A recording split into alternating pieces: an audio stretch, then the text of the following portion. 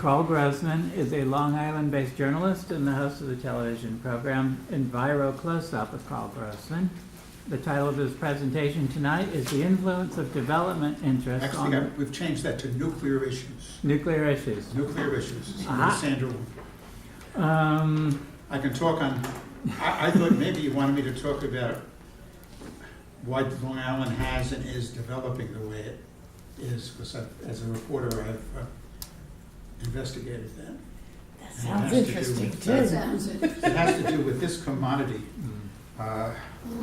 very big on Long Island, the almighty buck. Mhm. And I could talk about it endlessly, but what I'm going to talk about tonight is a more important issue in my view, the issue of nuclear technology and nuclear power.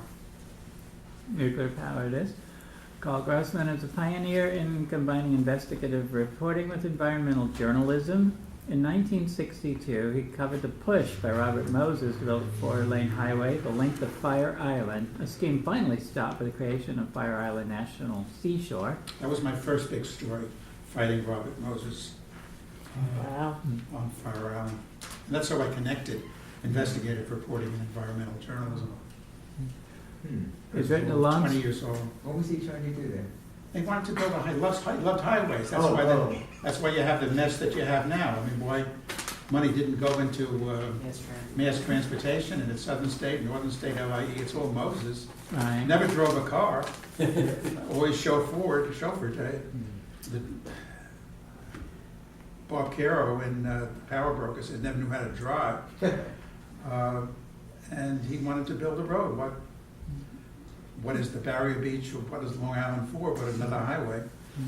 And it was my first week on the Babylon Town Leader, and the publisher who'd been fighting with Moses. Moses lived in Babylon for decades, asked me to go to Fire Island. I've been to Fire Island before, and write a story about the consequences of a 4-lane highway on 35 miles of Barrier Beach. And it was quite obvious to me. I mean, he said, you guys probably know Fire Island, magical communities. And if you're a reporter, you always look for a good interview. And I couldn't believe it, that there was Teddy White, making of the president, and Charles Collingwood, the famous CBS reporter. I mean, it was Reginald Rose, 12 Angry Men he had written. So I got these great quotes, and then you go looking around Fire Island, beyond the beautiful human communities, the nature is and I'm from the city. I'm from New York, but I was an Eagle Scout, so I know a little bit about nature. And you go to Sunken Forest, and wow, and it would have been paved over by that highway. And the folks who fought in fact, right after the Babylon Leader came out with my, and you're a reporter, you write too long. It went on and on and on, my piece. You don't know how to cut yourself back. And I didn't. Now I know a little bit. I've got to edit myself. And one of the first calls, in fact, the first call I got was a guy named Murray Barbash. He lived in fact, he built the Doomwood, a little community on Fire Island. And he said, we got to do something about this. And then he got his brother-in-law, Irving Like, to get involved. And essentially what they did was to use federal power to stop. I mean, Moses was this huge power broker in New York State, and there was no way to stop him on a state level. He had run for governor against Herbert Lehman. The loss was the biggest loss up to that time of anybody who ever ran for governor in a major party ticket. So he thought how he'd amass power would be commissions and authorities. That's the way he would do it. And so you couldn't stop him on a state level because of this enormous power and the contracts that were given by Triborough Bridge Tunnel and Long Island State Park and so forth.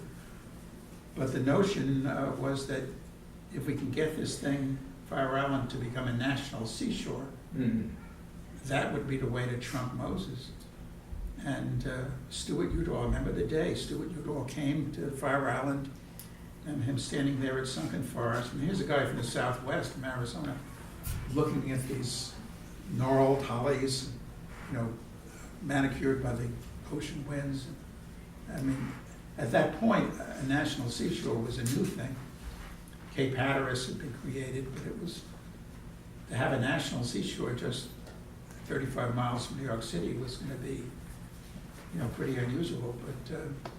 But Stuart, you and I went for it. In fact, a few years ago, just before he died, we spoke about that day. And also he met Moses that day. What a character, what a character, he said. And so he went for a national seashore, and that, well, what finally happened with Moses was, I didn't mean to tell this story tonight, but it's an interesting story, is that Moses, according to a source that my paper had at the Park Commission, he confronted Nelson Rockefeller, saying that if you don't get your brother Lawrence was a conservationist, and he was the chairman of the New York State Council on Parks, so he really was Moses's boss in one of Moses's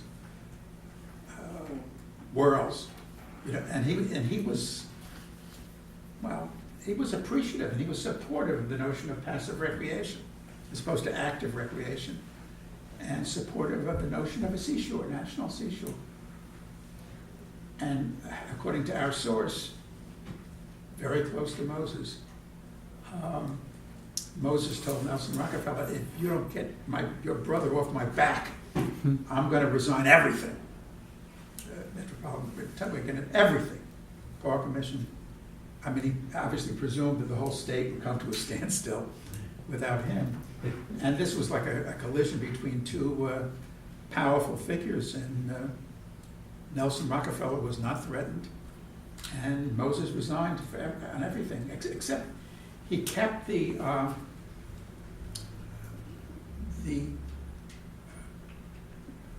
continued to be the head of the World's Fair 1964-65, because that was private. And then just an aside here, when I was on the Babylon Leader, one of the other areas of interest to me, I kept pushing on the Fire Island, and that Fire Island, and Newsday and the New York Times were, and the Long Island Press, where I finally went, Daily Long Island Press, couldn't stop writing about the anti-rotors and the folly of the preservation, really, just such misjudgment. In any case, I kept pushing and pushing and pushing, and one of the other areas I kept pushing on too had to do with the people of color in the town of Babylon, North Amityville, Wyandanch, these ghettos, like all of Long Island and Babylon town, and I became friends with them, and I covered issues involving, if you're interested in environmental racism, take a drive to Wyandanch. And there was a whole big issue about racism and hiring at the World's Fair. So the folks at that time, CORE, Congress of Racial Equality, was the most active civil rights group on Long Island. The NAA was still here, but CORE was the big one here. And the folks from North Amityville, Wyandanch, African Americans, went to the World's Fair to protest. They got through to the parking lots and got through the entrance, hiding their banners that they unfurled once they got inside the World's Fair. And then they were attacked by the Pinkertons. Wow. Like you wouldn't believe, little white Pinkertons that were security with batons. I felt like I was in Mississippi. This is 63,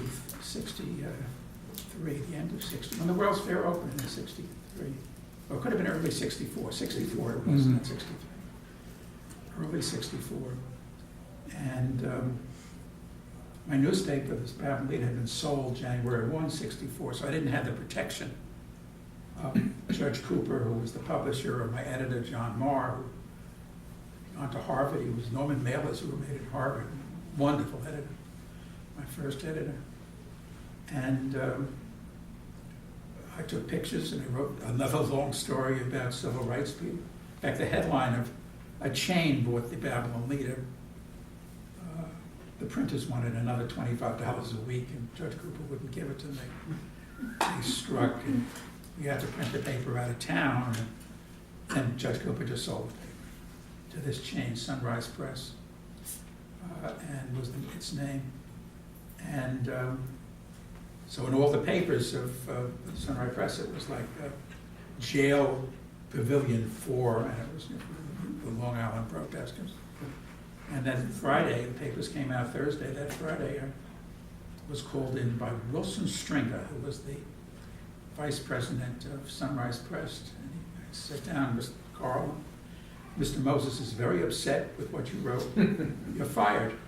And, and I put little ads, and at that time, like Liberal, The Nation, and New Republic, you know, reporter fired because of Robert Moses. Finally, it took a few months. I was at a weekly then for the interim, and then I got a call from the Long Island Press. But I teach a course at SUNY Westbury, Politics and Media, and I had some experiences with it.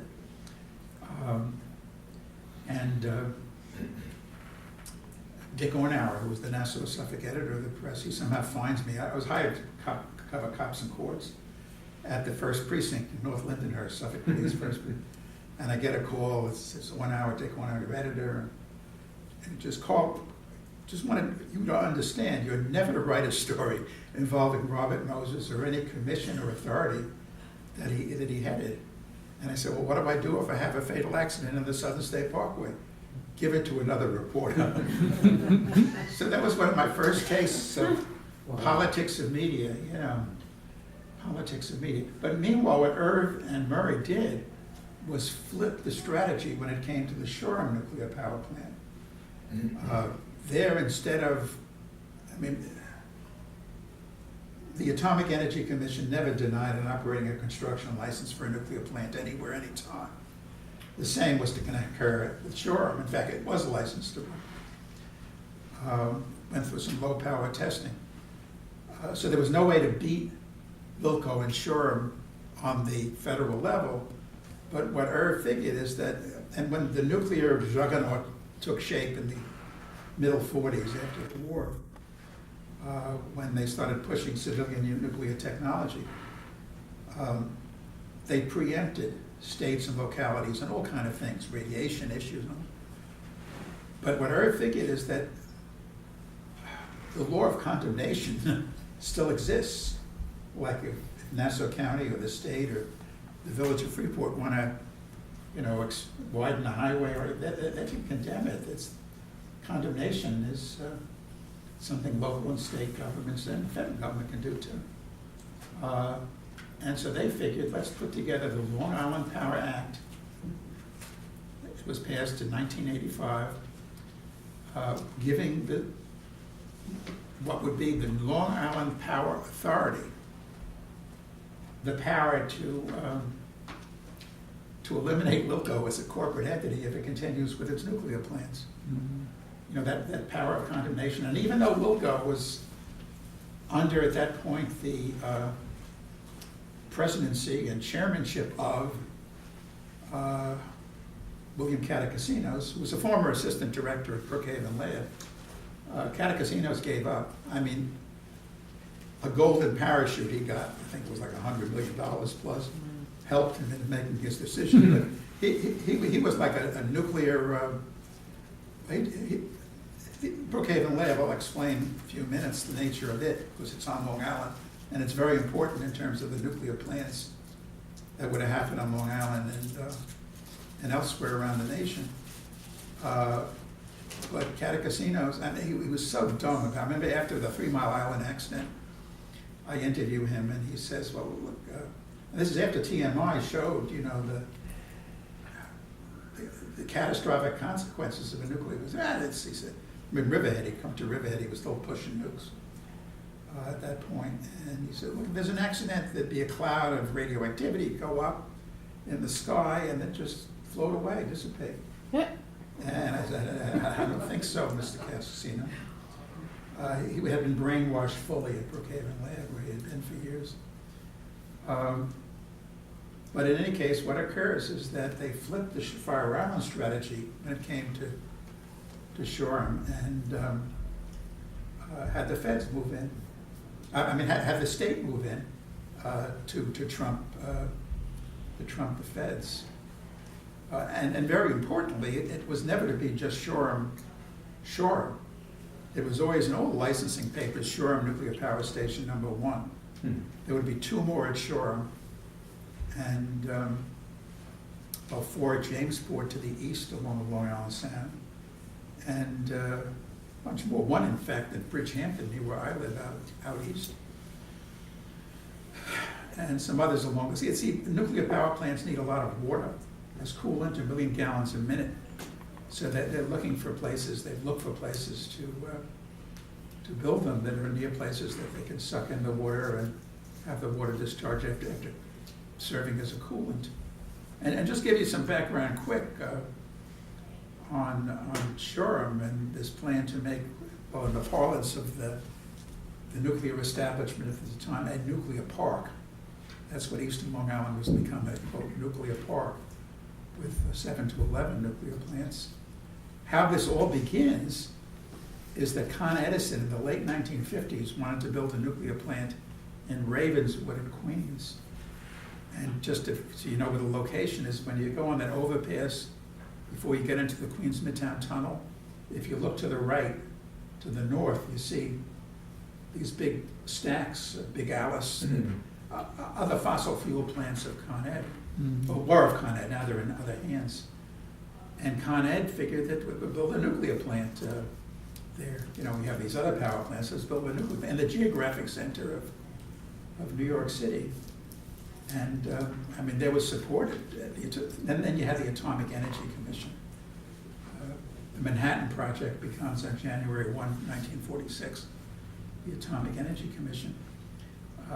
And they, I mean, this is an earlier book I wrote about nuclear, but I wrote another book about Long Island and nuclear. It's called Power Crazy. Grove Press published it. Barney Rossett came up with the name Power Crazy. I thought Power Crazed would be good because it's so many nuclear plants. Barney said, Power Crazy. I found microfiche, these articles, you know, from way back in the late 50s, early 60s. I quoted in the book from the AEC saying we can engineer safeguards, you can't have a nuclear plant in the middle of a city. And just incidentally, I've spent a lot of time in Russia on the nuclear issue, doing lectures all over the country. I've been to Russia now, wouldn't go on a bet now with Putin. But, well, and I did a couple of times when Putin was the leader, but now it's gotten worse and worse and worse. And people I know there are just running scared. I mean, the environmental parties in Russia, it's risking their life. But 7 times to Russia and giving lectures all over the country, Russian Academy of Sciences. I was deeply involved in helping them develop a new environmental program, an energy program, and so forth. But the first time I was in Russia, I went to Voronezh. It's a big city, 1 million people. There was a nuke right in the middle of the city with huge pipes, with 5-6 foot diameter, or I don't know, around, bringing radioactive tin steam heat to these kind of Stalin era apartment complexes next to it. So that's Russia. Wow. Yeah, I don't know. It's really some of these places in Russia, and I've been to them, are nightmarish. I mean, I don't want to get into politics now, but I'd be glad to. That some people blame, like nuclear power and other issues, on capitalism, and the bottom line is profit. They don't give a shit who gets killed in the process.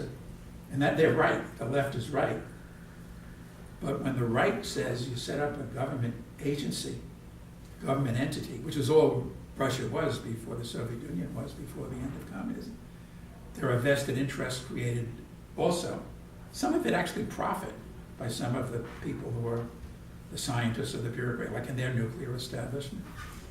And the end result is all the same. I mean, but what I argue, I've been in the lecture circuit a long time now, ever since I wrote this book. I wrote this in 1979. It's a long time ago. When 3 Mile Island happened, I wrote that book, published in the 80s, so that's 40 years ago. And I've been in the lecture circuit, and what I always stress is that people have to be ecocentric, biocentric, no matter what's your economic system, socialism or communism. We all have our preferences, or capitalism, or nudism. I always throw that in to give people a bit of a laugh. This is serious stuff. You got to be ecocentric. Or as David Suzuki, the Canadian biologist, I just did a documentary involving him. got to be biocentric. Life has to be first, life first. In fact, my 7th book I'm writing now is Choose Life, which is actually for the Jews in the audience, very much, it's in the Bible. I've said before you life and death, blessing and curse, choose life so you and your descendants may live. Like Jews, when they make a toast, it's l'chaim, to life. That's the most important thing. In any way, nuclear was stopped on Long Island through a lot of effort. Some of it political, the kind of thing you guys are involved in. At one point, the Suffolk legislature it's 18 members. It was 17 pro-Shore, pro-Loco members, and one critic, somehow got there. And trust me, this is true. The Loco PR people, Ira Freilich was vice president of PR, Ira and some of his buddies in the legislative, which was the main legislative auditorium at that time, Riverhead, would be sitting in the back. Anything came up about Sherman, the legislators would run back and get their instructions from the local people. And then what happened is that there was a political route taken by, particularly Nora Bredis and the Shoreham Opponents Coalition and the People's Action Coalition. Then Campo they went door to door. They organized and they mounted campaigns against all these pro-nukers on the legislature, and in like 2 years it became 17-1 anti-Shore. Just opposite. The one left was Lou Howard. He's dead now. He had been the mayor of Amityville. He just didn't understand, I'm afraid. I try to explain it to him. Nice guy, football coach, but I don't know, his vision seemed not to be able to go beyond the, what do they call it in football? You get to that line, line of scrimmage. We get a line of scrimmage. He was a nice fellow. Once he took me up in an airplane to show me how to fly. Oh, really? And then there was all this bumping, the thermals. And I said, look, what am I going to do? He was a nice person. Said, I'm not criticizing his person. And Lou said, which I thought was like a bit of philosophy, just go with it. Just go with it, and you'll get out of it. So I held lightly on, and this Piper Cub over Long Island, and I went with it. And there was legal pressure. Irv brought all kind of litigation against Shoreham, and then there was when some people wouldn't pay their bill, and there was civil protests. The Shared Alliance was, in fact, my son got arrested at the protest. Over 700 people were arrested, and I'm trying to think of the year. I think it was '79 at the site. They went over the fence. Some people. See, the important thing though with the fight against Shoreham, then ultimately the state effort. Murray created the Citizens to Replace Loco, pushing for the Power Act and using the eminent domain power to scare the shit out of Catacasinos and Loco to cause them to give up. They did. They gave up. Give us $1 to get rid of Shoreham. And they did. The state gave them a ceremonial $1, and Shoreham was decommissioned as a nuclear facility. All its nuclear units were taken out. It would cost about $60 million to eliminate the hulk, concrete hulk there. That's not ever been done, which is too bad. But so all kind of strata, and the groups, even though maybe they didn't appreciate, the Shared Alliance didn't think the political strategy was smart, and the people doing the lobbying didn't think civil disobedience was smart, and the people doing the legal didn't. It was a big umbrella. Everybody got together. There was none of this bullshit you get often in environmental fighting and political fighting, where if you don't adhere to the matrix of. It was a successful, very successful crusade, and I was with it from the I was deeply involved in it. Let's talk about today. Just to kind of give us some framework today. Here's a headline: Trump administration spearheads international push for nuclear power. This is from May. 2018. You don't hear much about Trump and nukes. I mean, there's so many else things wrong he does every day. And nuclear, and I'll get into this in a couple of minutes because I think it's key. It's not on people's minds particularly, a lot of it because of the media, not informing people, not allowing people to become aware of the reality, the dangers of nuclear power. And I've written other books. I have a book on toxic chemicals. You know, I teach environmental journalism, and we go from fracking to climate change but of all the environmental issues, and this is amidst pretty stiff competition, nuclear, I think, is the biggest threat to life on Earth, period. The biggest threat. And so the Trump administration is deeply involved in trying to, the U.S. is leading a drive to promote nuclear power around the world, showcasing the Trump administration's recognition of nuclear technology as a crucial source of zero carbon electricity. Mm-hmm. Now, this is bullshit from right from the top.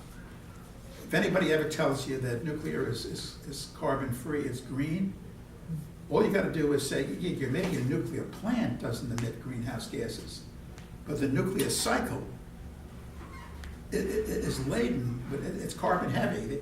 Mining, milling, particularly enrichment, and I mean it's just like solar, wind. That's carbon free. Nuclear is not an alternative. It's like substituting, I don't know, crack for heroin. It makes no sense. It's the current propaganda gambit of the nuclear establishment. And here you have the deep knowledge of people in this country. I mean, it isn't just an ignorance about nuclear power, but an ignorance about, hey, we don't need it. I got to drive back after this little presentation to Sag Harbor, and because of the aforementioned, can't take a train. It is like, you know, if I was in Netherlands, I've been to countries that have mass transit. I got to take my Prius on the Long Island Expressway with, you know, these aggressive Long Island drivers. There's no choice. It's necessary. Nuclear is not necessary. There were alternatives, and many more alternatives since I wrote this book 40 years ago. I mean, at this stage of development, wind and solar and tidal power and biomass, it was just beginning, and now it's the technology is here. It's just a political choice to adopt the technology, the safe green technologies. But there's some great wisdom in the United States, like this headline from the British newspaper, The Independent. This is just from a couple of weeks ago. U.S. town rejects solar panels amid fears that they, quote, suck energy from the sun. and this isn't just the Independent piece. I got 5 pieces on Google. It's some town in North Carolina, and they wanted to put up a solar farm, and it's rejected because the concern was that it would suck energy from the sun. Oh, that's scary. Well, you know, then some people talk about China.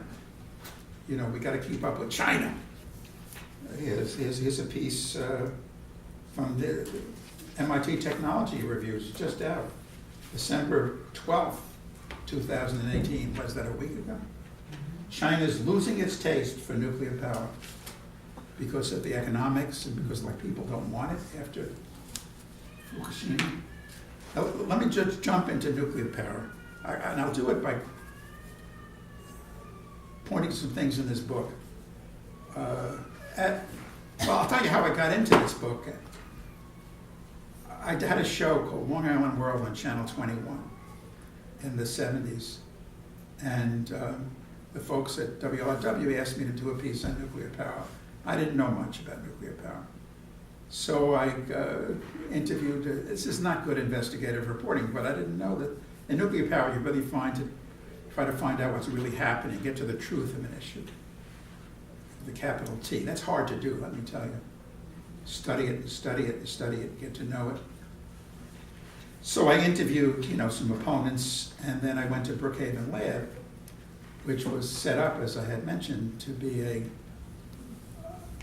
place to develop, for the government to develop civilian uses of nuclear technology and also do atomic research, but mainly it was the weapons labs that were created during the Manhattan Project, Los Alamos, Oak Ridge, organized, they would continue to focus on military.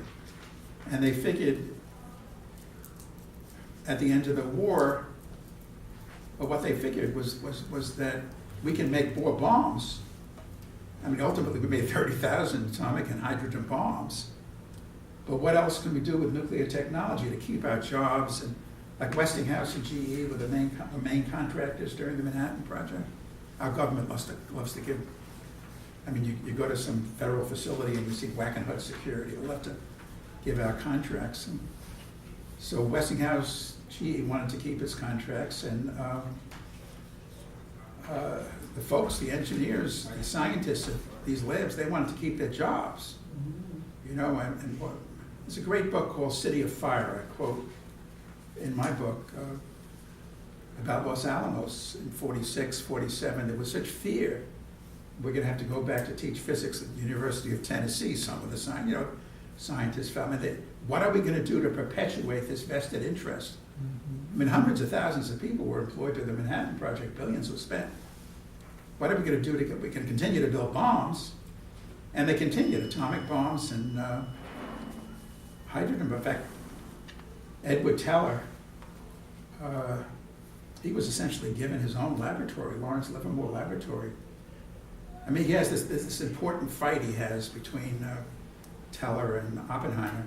Robert Oppenheimer, who was the scientific director of the Manhattan Project. And Oppenheimer had a conscience.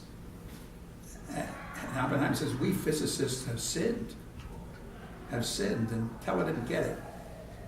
Didn't get it at all. In any case, they look for other things you can do with nuclear to perpetuate the vested interest, to perpetuate the nuclear establishment that was created during the war. So they thought, well, we could build nuclear-powered rockets. And I've written about that. I've done a lot on the use of nuclear power in space. Nuclear-powered airplanes, in fact, several were built. The idea was to build bombers powered by nuclear reactors that would be able to stay up in the sky for days. So you wouldn't have to scramble a B-47. You'd be able to just tell that nuclear, in fact, in Idaho, and I've seen it, there's the biggest building in the world, this huge hangar for nuclear-powered bombers. But then the concern was that because of the radioactivity, you'd have to shield the pilots with lead, and the weight wouldn't work. And nuclear radiation for zapping food irradiation. So you eat a strawberry, 20 years after it was zapped, if you wanted to eat a strawberry, 20. And then came the thinking, because some of the early reactors, not power plants, but reactors, were built at Hanford, the Hanford Nuclear Reservation along the Columbia River in the state of Washington, to produce plutonium. I mean, I can explain all why that was done. Well, let me explain it now. In the beginning, actually, let me get to the beginning right now, because it's important, because it also involves Long Island. It also involves Long Island. There's this letter, and I reprint much of the letter in my book, that Einstein signs, yours very truly, Albert Einstein, to F.D. Roosevelt. And it was written here on Long Island in Old Grove Road, Nassau Point, Peconic, Long Island. I've passed the house that Einstein used to rent, some house. He actually used to sail on Little Peconic Bay, where I sail.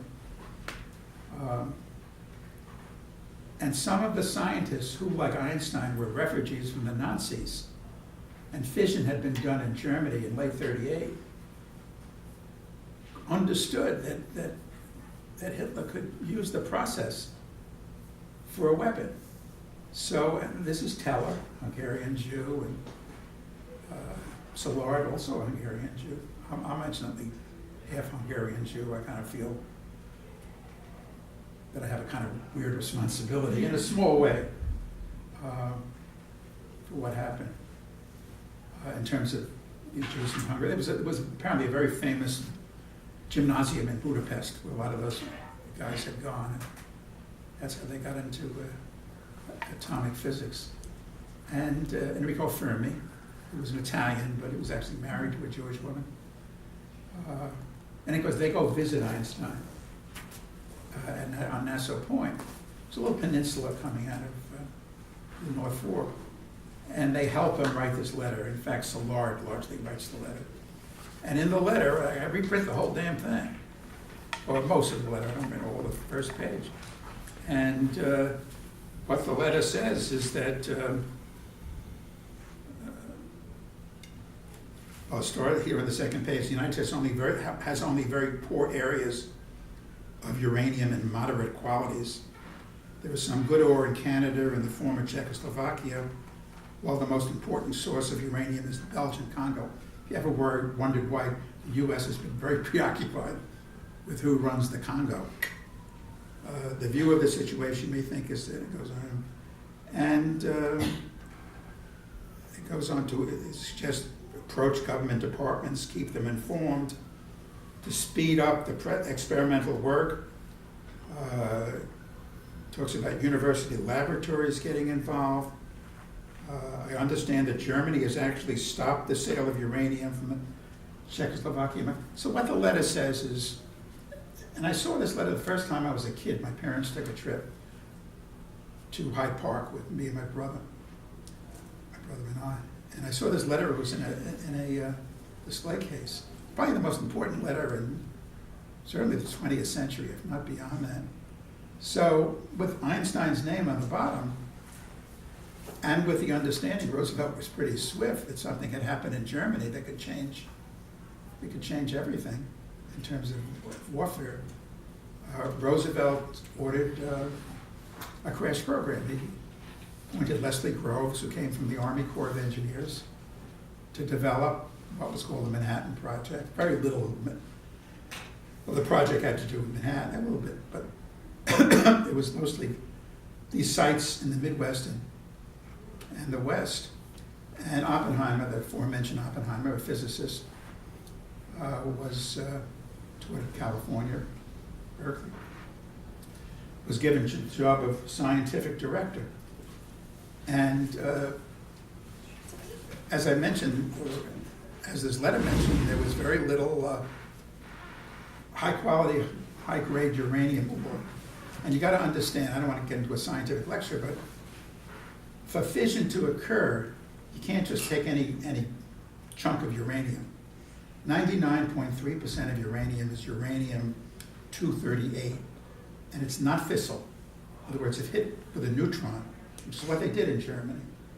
In the 20s, actually, they had figured out ways to emit a neutron. And they were thinking along the lines of alchemy at that point. You hit an element with a neutron, maybe you can make gold, or who knows. And you hit uranium, doesn't happen. Uranium-230, naturally occurring uranium, doesn't happen.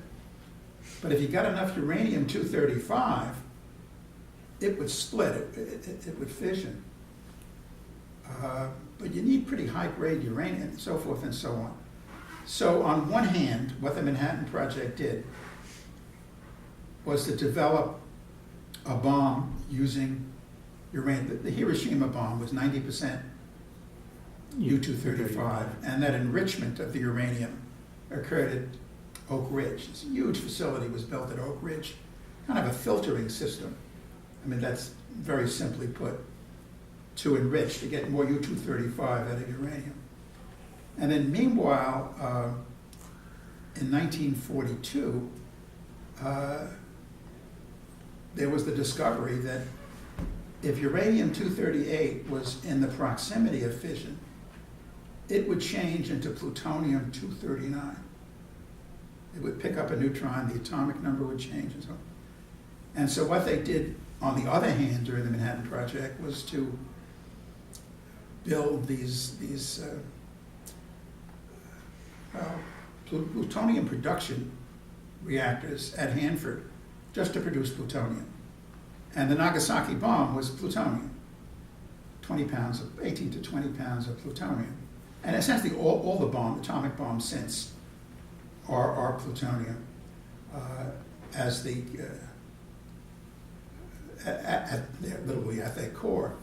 The hydrogen bomb, that's another system, that's fusion, not fission, but it's triggered by a plutonium trigger.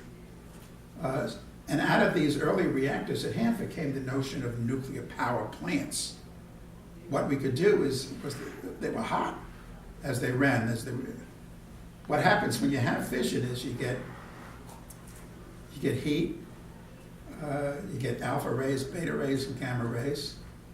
You get other neutrons flying around, and they can hit other atoms, and then if you have the configuration right, you have a chain reaction. And if you want to build a bomb, it's really simple. You just enclose or blanket that material with explosive material and have it explode inward. And that's the principle of the atomic bomb. There's another way to do it too. You can have almost a critical mass here and almost a critical mass here, and have them collide. Mm-hmm. And this is very simple to do. I mean, any country can do it. This is no big, for us to think, the US, after we dropped the bombs in Hiroshima and Nagasaki, that we're going to have this technology as an exclusive, was such wishful thinking. I mean, before you know it, the Russians had an atomic bomb, and then the Chinese and so forth. I mean, we're really at the precipice, we've been for decades, of easy proliferation of nuclear material because of the ease of creating an atomic bomb. And in terms of plutonium, any nuclear power plant produces as a waste product about 500 pounds of plutonium a year. So, any country with a nuclear power plant can have the plutonium to make many bombs, and also produced by fission, or they call fission products. They're lethal twins of safe and stable elements in nature. Like strontium-90 ain't like regular strontium that you may take as a pill, a vitamin pill, or cesium-137. It's not like, or iodine-131. It's not like the iodine you put on a cut. Mm-hmm. And the body doesn't know if affected by iodine-131. And that actually is a gas released by nuclear plants in an accident in prolific quantities. There's been huge problems with thyroid cancer, TMI, Mm-hmm. Chernobyl, Fukushima, of course. I mean, what a mess. The guy who figured, incidentally, should have mentioned his name, that if you have fission, the uranium-238 changes to plutonium, was Glenn Seaborg, a physicist. I interviewed him at one point. Oh, did he try to bullshit me? Did he try to bullshit? I mean, just an aside, I was writing about the use of nuclear in space, on space probes and stuff. I had broken the story in '86 that the next mission of the Challenger was to loft a plutonium-fueled space probe. And if the accident would have occurred in May, that's when the mission, instead of January, when the nuclear mission was to happen, man, I wouldn't want to go to Disney for a couple of 100 years. If the plutonium had, blown with the wind to, let me go on, I have so much to say, had blown with the wind to the west, to Disney. Let me just jump to the chase here, because I've explained to you fission. The person who is so responsible, as much as Seaborg, who was a big, let me just go back. Seaborg then, while I'm interviewing him for my book on use of nuclear in space, which is titled The Wrong Stuff, he's going to play on the right stuff. He says, look, if there's an accident, the plutonium, it spreads. It's not going to, you can have plutonium on your skin and it's not going to hurt you. You tell me that. I said, yeah, but Dr. Seaborg, the issue with plutonium is not plutonium on your skin. I mean, you can block that with some paper. Yeah. That's what he's telling me. But if you inhale 1/millionth of a gram in your lungs, Mm-hmm. cancer, and I mean possible cancer, after the Manhattan Project and them getting deep into plutonium, they did these famous beagle dog tests and they caused these beagle dogs to inhale like a millionth of a gram of one, and 100% death from lung cancer. So Dr. Seaborg says, well, maybe, yeah. But he was just trying, like these guys, they try to bullshit you, you know. And as responsible as any of these people behind nuclear power, Lewis Strauss, chairman of the Atomic Energy Commission, he was the guy with the famous quote, "It'll be too cheap to meter the electricity from nuclear," was Admiral Hyman Rickover. He built the first nuclear submarine. He's considered the father of the nuclear navy.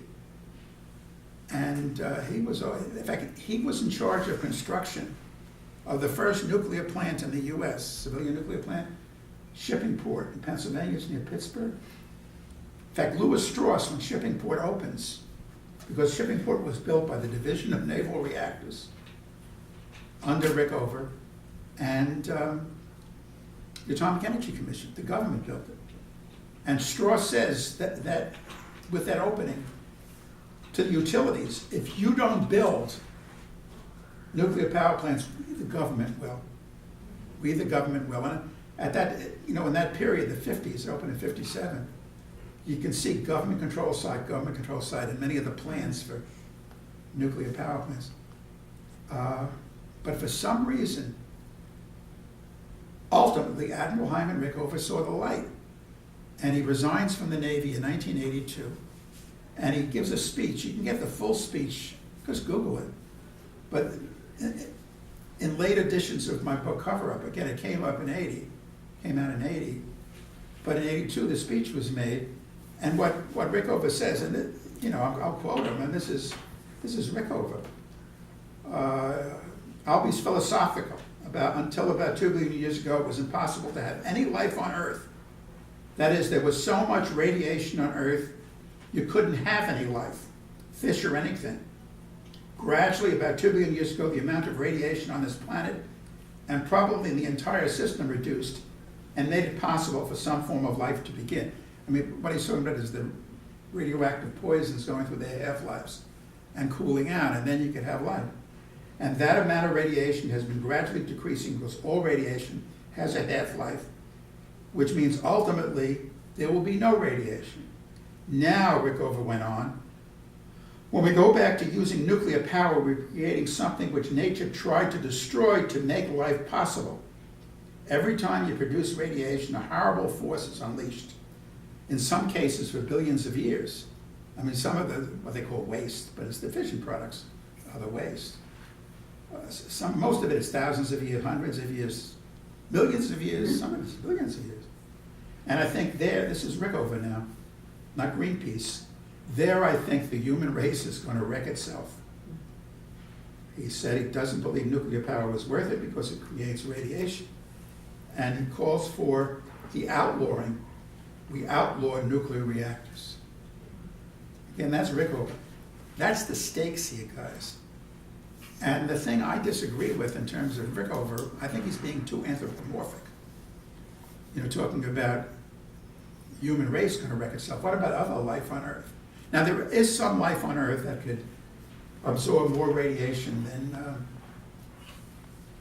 than people. Cockroaches can absorb 200 times the radioactivity that people can. But I don't know if we want cockroaches to inherit the Earth. Let me just start with how I started the book, you know, considering all this. Well, I started actually with Deuteronomy. I have set before you life and death, blessing and curse, just what I was saying before. Therefore choose life that you and your descendants may live. I mean, I don't want to get biblical on anybody, but these are the stakes, really, it's the stakes. And then I start, you have not been informed about nuclear power. You have not been told, and that has been done on purpose. Keeping the public in the dark was deemed necessary by the promoters of nuclear power if it was to succeed. Those in government, science, and private industry who have been pushing nuclear power realized that if people were given the facts, if they knew the consequences of nuclear power, they wouldn't stand for it. If people knew that, again, this is 3 Mile Island had happened, but this is before Chernobyl in '86 and Fukushima, almost 10 years ago now. At 3 Mile Island, at the Fermi reactor in Detroit. It's a great book about that, how we almost lost Detroit. We're just nearly, at Brown's Ferry, they lit some candles at Brown's Ferry and there was a big fire. At Windscale, it's in England. SL1 is one. SL1 was a military reactor, one of these small reactors that the military still wants to use. And there was three guys working there, and it was what's called a nuclear runaway. And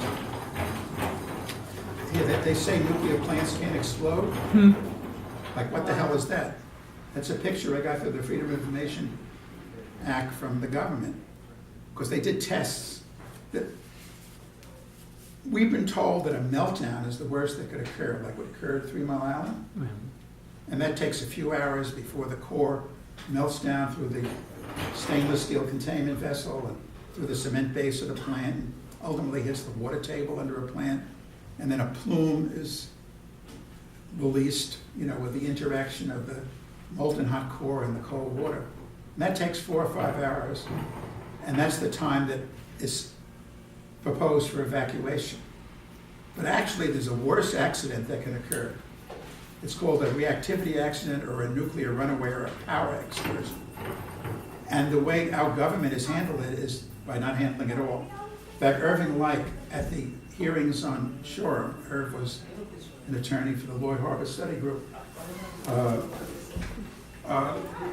he brought up the nuclear runaway issue.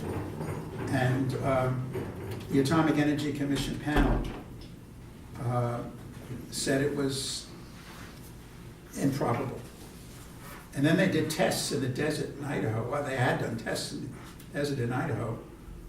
And they built miniature reactors and see how a nuclear runaway can occur. If one control rod goes out of control, there's an exponential increase in the rate of fission. And in less than a second, the coolant water flashes to steam and there's a steam explosion.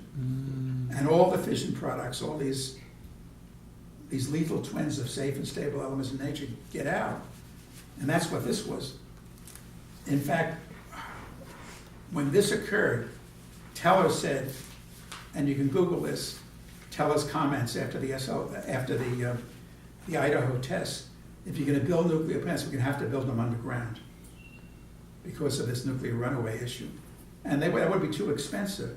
And as to it being an improbable accident, here it's actually a reactor. May I have your attention, please? The library will be closing in 30 minutes. I'm going to have to If you go wish to borrow quick. materials, I'm not going to keep you 30 Now. minutes. Not going to keep The you 30 public minutes. computers guys. will be And turned I want off to in open it to 15 questions minutes. and stuff. Thank you. A reactor operator from Brookhaven Lab smuggled me a bunch of documents, which I used in this book too. And here's the one of the SL1 accident. This is an actual Atomic Energy Commission document from Operational Accidents and Radiation Exposure Experiments, U.S. Atomic Energy Commission, April 1965. A nuclear excursion, this is the runaway, this is the power excursion. Reactor vessel, 3-man crew was on top of the reactor assembling the control rod, da-da-da-da. 2 members of the crew were killed instantly by the force of the explosion, and the 3rd man died within 2 hours following the incident. Let's see. The 3rd guy, let's see if I can find it here. In any case, 3 workers were killed.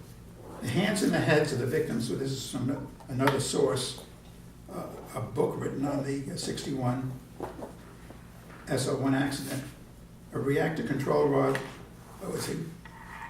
one who was found impaled on the ceiling, one of the 3, 1 story above the reactor floor, a reactor control rod through his groin, out his shoulder, pinning him to the ceiling.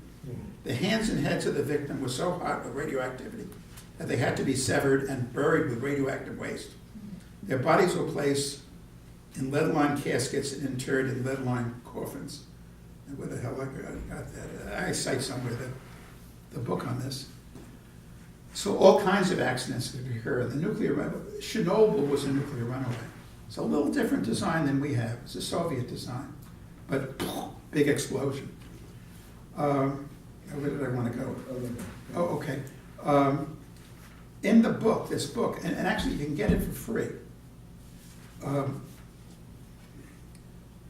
After the TMI accident, a very hot literary agent, Helga Lindley, approached me, knowing my stuff in the newspapers and stuff on nuclear. I didn't explain too why I wrote it.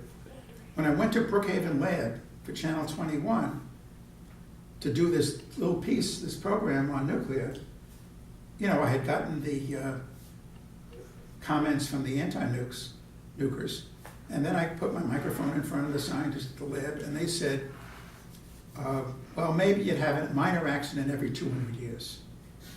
But there was such redundancy in these machines that, and I used it.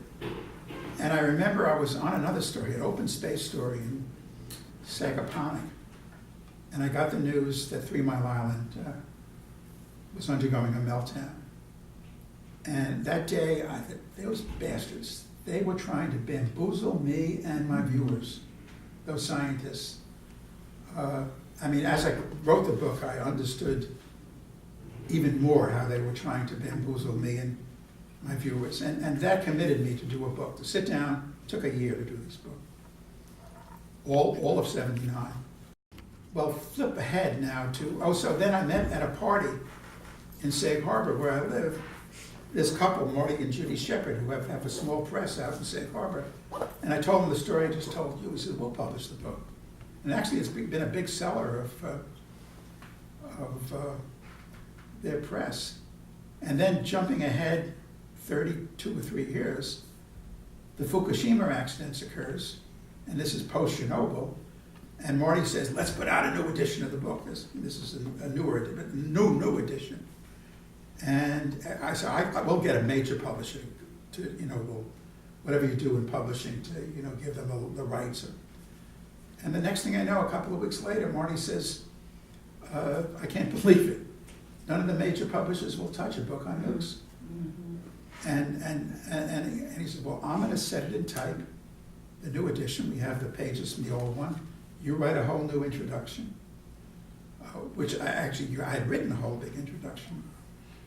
And we're going to put it online, and anybody who wants it can have it for free. So if you're interested in this book, you could buy it. So go to Amazon or used book. But just go to my webpage. It's karlgrossman.com. You'll see books. Click on books, and there's a thing. You can download the whole book for free. And I say out of the generosity of Marty and Judy Shepard. And the way I did the book, though Marty and Judy were not happy with this, I figured if I just did it as a narrative, these people would bullshit me. They would say, not bullshit me, bullshit everybody. They would say that he's making it up, he's taking it out of context. And I said, the only way is to, I think, take facsimiles of the documents and, like, for example, is nuclear power dangerous? And what I use is a Brookhaven Lab report, and I use the cover of it, theoretical possibility consequences, and this is a line used, this is a report from the 1960s. And I'd say 100 times, this is 10 years before 3 Mile Island, this is done by the Brookhaven Lab scientists, who said maybe a minor accident every 200 years. They talk about the possible size of the area such a disaster might be equal to that of the state of Pennsylvania. They knew, these bastards knew, and in terms of the likelihoods, the odds, we're talking really 50-50. In the newest edition, I get the report saying a 45% chance among the 100 US reactors of a meltdown over a 10-year period. And that seems to be the case. There's well over 400 nuclear plants in the world, and every decade now we have. And the other kind of documents I use in this book, again, these are just, here's routine emissions. You don't need a catastrophic accident to kill people. Just routine emissions, permissible emissions at any nuclear plant. they're all discharging these nuclear poisons routinely. And I'm on the board of the Radiation and Public Health Project, and the focus of that organization is the cancer clusters around every nuclear plant, and showing it, proving it. Go to their website, you'll see. Here's a chart of the exposure pathways. And here's the shit coming out of the nuclear plant. And the government is very detailed. Some of it hits the grass. The cows eat the grass. You drink the milk. And it's a biomagnification issue, like with chemicals. Or here, I start very early in the book with, because I try to personalize it, that if there is a nuclear plant accident, you're not covered. Let's see if I can find it quick. I think I'd use it really early in the book. Yeah, I use it right in the, here it is, right the second page. I take my insurance policy from Allstate, and everybody's, go home, look at your homeowner's policy. And everybody's policy in the country says, this policy does not cover loss or damage caused by nuclear reaction or nuclear radiation or radioactive contamination. And so anybody wouldn't say, well, maybe that's Allstate. I use, CNA, Allstate is my policy. I'm in good hands with Allstate, except if Millstone goes in Connecticut. I use the CNA, and I do this throughout the book.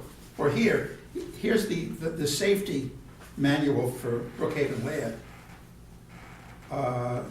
Starts, is radioactivity dangerous to you? It can be, but it need not be. And I print 8 pages of this. That was the only way I thought to tell the story. And I've kept you so long and I've gabbed so long. Let me open it to some questions. A couple of you have had, and we'll close in 10, 15 minutes, okay? Sir? When you mention the different isotopes, especially during the Iraq War, the spent uranium was an issue, depleted uranium, and also using uranium The fuel rods, to coat bullets and stuff. Is that, Well, what is that? one of the concerns that these bastards have had through the years is how we can deal with waste products. Let's get useful uses for waste products. Like we could use the cesium-137, which was a main poison that was emitted from Chernobyl, to zap food. They can use strontium, but we're going to use cesium because it's a waste product and we can sow them into recycling and stuff. One of the problems too is that when you do the enrichment of uranium, you get leftover lots of mountains of leftover uranium when you do the processing and enrichment and stuff.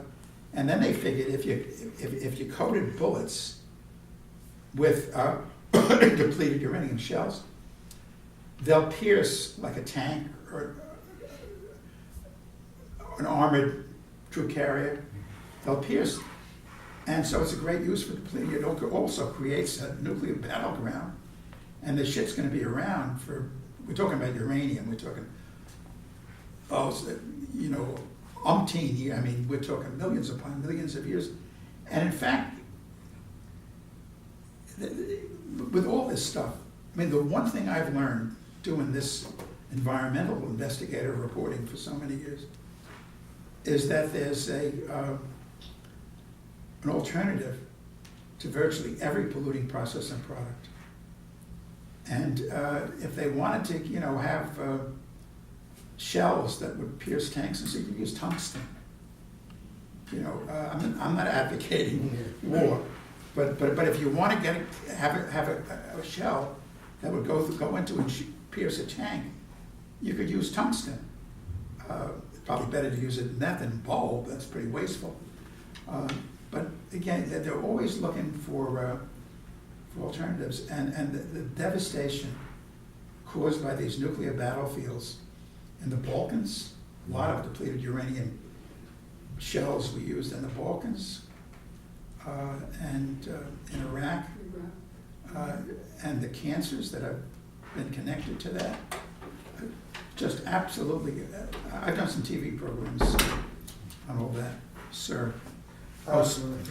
Maybe maybe I'm just remiss, but I didn't quite get the runaway effect. Is it, could you quickly say something about Okay. it? The runaway? Well, take a couple of minutes. A meltdown occurs, okay, because there's a loss of coolant water. And you need that 1 million gallons a minute. If the coolant stops, in fact, I have the documents right here, and they say if you don't have the emergency core cooling system kick in within 15 or 30 seconds, there's no stopping the accident. Wow. The hot core bores down through, and I can read it from the page. No, Yeah, and it goes down, hits the water underneath it. A nuclear runaway is a different deal. Every nuclear plant has nearly 200 control rods. They control automatically. So that's an issue, you gotta trust the, and they move in and out. They're made of boron or cadmium. They're the ones that absorb the particles. They that slow absorb. down the, Yeah, Yeah. so they kind of are like sponges to keep the reaction under control, okay? Incidentally, the reason I kind of know this technical stuff, because I knew, shit, I'm gonna learn all this stuff, you know? And the nuclear scientists take the position that, you know, only scientists know this. To fix the transmission of my car would be impossible. Here, I took a year, my bedroom was full,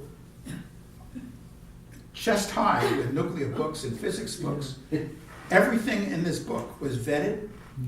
Richard Webb, PhD, atomic physics, with every scientific thing. John Rather wrote for the Times. I have a whole chapter on why the press doesn't cover this. He vetted it.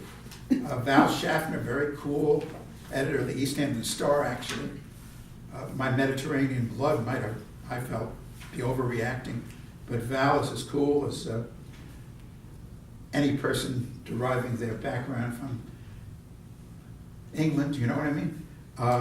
And so, in any case, get back to the nuclear runaway. There's about 200 control rods of a nuclear plant. All you need is one of them, boron or cadmium, moving in and out, not moving in or out right. And what happens is that there's an increase of fission in that section of the core that the fuel rod is not controlling. And it happens 1/30th millionth of a second is the rate of fission. That increases exponentially. Do the arithmetic. It gets so hot so quick that it explodes, it blows up. That's what happened at Chernobyl. Oh, incidentally, you may be wondering, how could humanity be so stupid? One of the things that I often... Every day. Well, no, this is as stupid as can be. May I have your attention, please? Oh. The library is closing at 9 p.m. Please bring all materials to the checkout desk now. All public computers will be turned off at this time. Fax service and storage areas are not unavailable. This is real Thank you. stupid, but an engineer from Pittsburgh calls me up as I'm in the middle of writing this thing and says, you gotta write about zirconium. And I said, what's with zirconium?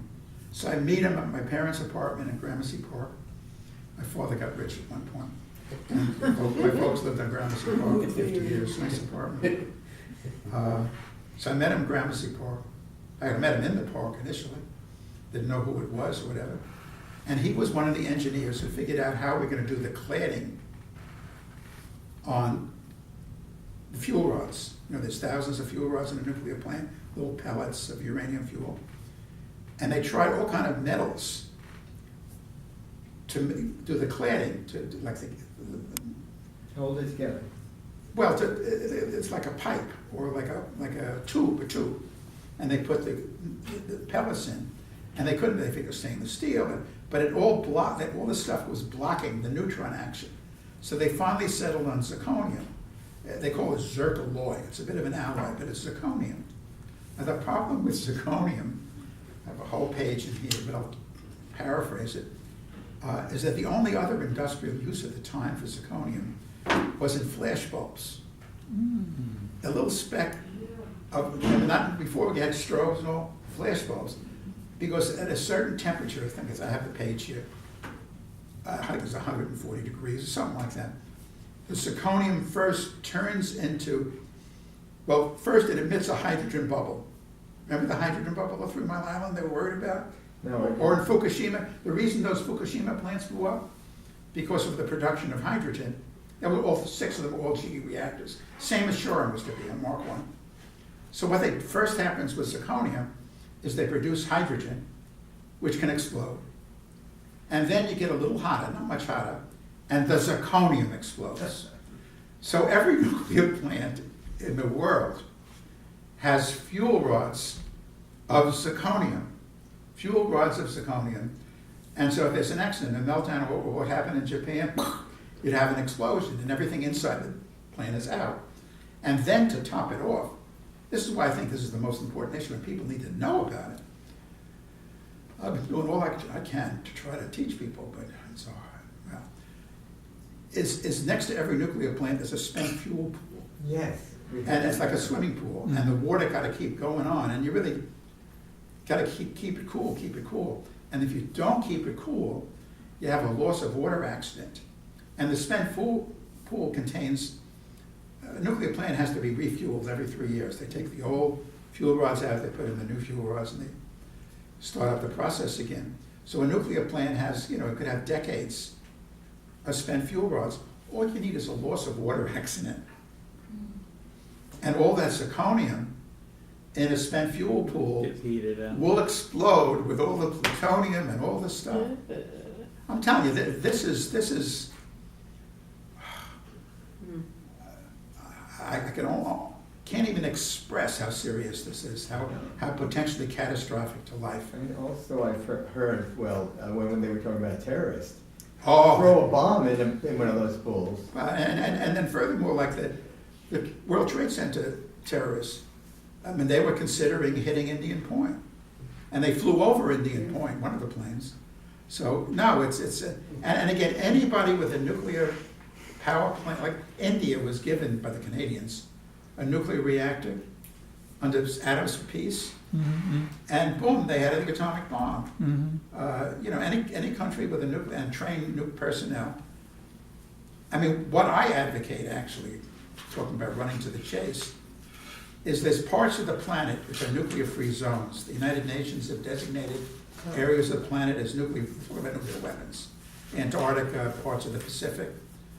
What I argue, people think this is maybe radical, is that the whole planet become a nuclear-free zone, no nuclear power, and no nuclear weapons. And if anybody thinks that's radical, I say, if you think we can spend coming decades, carrot and a stick, trying to control the situation, that's radical. I think we have to come, like after World War I, they figured out chemical warfare is nuts, let's outlaw it. And that's not been a perfect prohibition. But it's there, that humanity coming together and saying, this is, and I think the same thing has to be done with nuclear technology. Sir? So, all of this technology seems to be based on a lot of optimism. A while back, there was a story on 60 Minutes about a molten salt reactor. I'm reading about it. It sounds wonderful. So what do you know about molten salt reactors? All of them. Every one of these ideas, thorium reactors, molten salt reactors. In fact, we just have a few minutes left, but I have, because people, when they ask questions, some of them have been told about these alternatives, safer nuclear plants, green nuclear plants, and it just ain't so. It just ain't so. I mean, here's a packet, because often I'm asked about thorium, as being a safe thing. And let's go. Thorium, not the nuclear. As people have been discussing the issues surrounding Fukushima, the misinformation on thorium is highly promoted by the nuclear industry. The fairy tale being told, the myth is thorium is safe. Thorium-232 has a half-life of 14 billion years, not millions. Thorium-232 is also highly radioactive. I don't have my paperwork on the molten salt, but Google it, put dangers of molten salt reactors. I've written about it. I don't remember offhand, but none of these are I safe. left out the words dangers of when I just Googled molten salt reactor. That's I it. put dangers of molten salt Right. reactor. And you'll find all you want to know. It's just like, these people work like Oh, a very good book on all this is Naomi Oreskes wrote a book called Merchants of Doubt. And it's how, whether it's the nuclear industry, it's an excellent book, she's a Harvard professor, or the pesticide industry, all of them got their strategy from the cigarette business. We're not going to say there's no connection, but there's a doubt where there's a connection. We're not going to say there's no climate change, but there's doubt about whether there's climate change. And then they make up these fairy tales, you know, that we can't have safe nuclear. It's anti-evolutionary. Well, the bottom line is what was with Clinton. What was it? It's the economic stupid, or was ever that line? The economy. It's the radioactivity stupid. You know, it's just when you're dealing with radioactivity, you do just what Rick Ovis said. You're unleashing these poisons which precluded life from existing, and which gone away so life could happen. And here for profit. Some of it has to do with profit, like in 2006, Westinghouse and GE, well, first Toshiba bought Westinghouse's nuclear operation, and later in 2006, Hitachi bought GE's nuclear. These are the Coke and Pepsi of nuclear power, GE and Westinghouse. 80% of nuclear plants worldwide are GE and or Westinghouse design or manufacture. And now that Japanese brands, and you see Abe, the head of Japan, going around the world trying to push nuclear. So there is profit. Sometimes, I mean, at Brookhaven Lab, they call themselves Nukies. It's almost like a Mooney-like religion. And that makes me very curious. What is the proximity, literally, to power? You know, what does it with these people? It's they've drunk the Kool-Aid. Madam Secretary. I just want to mention something quickly about my background. When I got married in 1960, I married my college boyfriend who went into accounting. And he started out with Stone and Webster and Arthur Anderson. Right. And in 10 years, he became an expert on public utilities, water, gas, electric, and nuclear. And he was troubleshooting a lot of the accounting and the consulting problems with their finances. So when 3 Mile Island happened, and we lived very close to it near Morgantown, no one knew what to do. The people were saying, maybe we should go to the Poconos, maybe the kids shouldn't go to school. Every day it got worse and worse. And I said, Dick, what should we do? Should we keep the kids in, or should we let them go to school? Because nobody knew whether this stuff was falling on us. And he said over and over again, don't May I have your worry attention, about please? it. The Don't be library is silly." closing in 5 minutes. He said, they've Please told bring us all they're materials to the checkout absolutely desk now. safe. They know Thank how to you. take care of these things. And that was the beginning of the end of our marriage. But I was involved in the early years with the women's movement, and women from the nuclear industry were coming into the women's movement, talking about nuclear at that time. And all through that accident, he said, you are silly, don't worry about it. They're going to get it under control. It's no problem. And he had gone from Arthur Anderson, or Stone and Webster, to Arthur Anderson. They were doing all the financial work, and nuclear was promoted to them as being the safest thing in the world. I could not convince him that there was any danger. Yeah, my Despite what we heard. strategy, as I've explained, is to actually show the documents, show the paperwork. I was invited a number of years ago, well, it's a different system than we have, to the, on Gramercy Park, there's this arts club or something like that.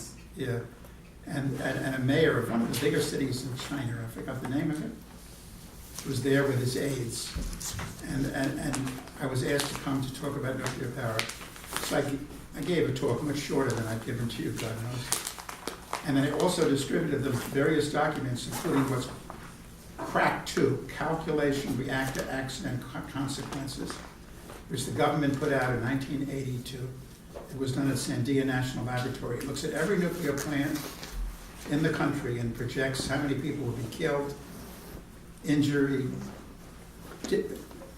property damage, like the Indian Point. Each of those nukes about 75,000 dead, property damage, 300 billion, that's $1982, so that would be $1 trillion. And then I gave it out, and they're all looking at it, the mayor's looking at it, and then I give them out this document about the projections of likelihood, which says this is 50-50. This is a nuclear regulatory. And then I'm talking and explaining, and I said, I looked at them, and I've been to China. I was on a UN commission for 20 years. And I said, your whole revolution will be over one afternoon if you have this machine in yours. And you don't need it. You can go solar. You guys are great with technology. You can go with wind. And this can't happen, I'm afraid, normally. But he looked at his little aides here and there, and he said, the project is canceled. And it was canceled.